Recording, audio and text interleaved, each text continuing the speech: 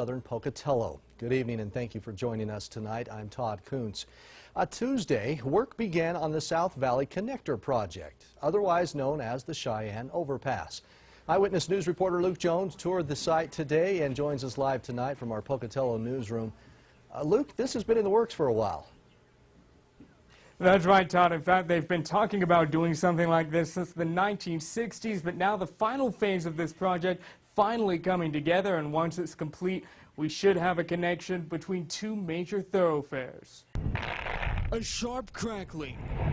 Dust and debris fill the air as work begins on one of the region's most anticipated projects. A lot of blasting to do, definitely.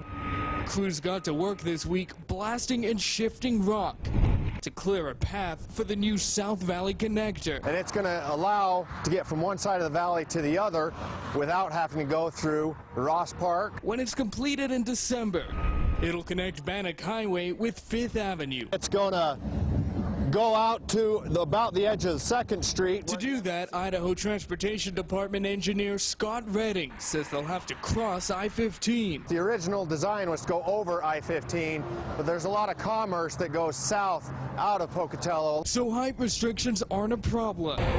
They've instead decided to tunnel under the interstate. Starting in March, all interstate traffic will be shifted to the southbound lanes. Just one lane in each direction. Then in July, we'll shift everybody from the southbound lanes to the northbound. In all, it'll cost just over $13 million.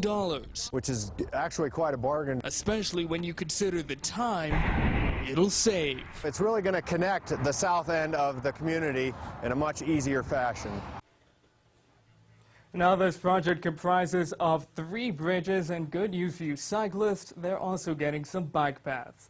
Live at the Pocatello Newsroom tonight, I'm Luke Jones. That is quite an undertaking that we don't often think about. All right, Luke, thanks.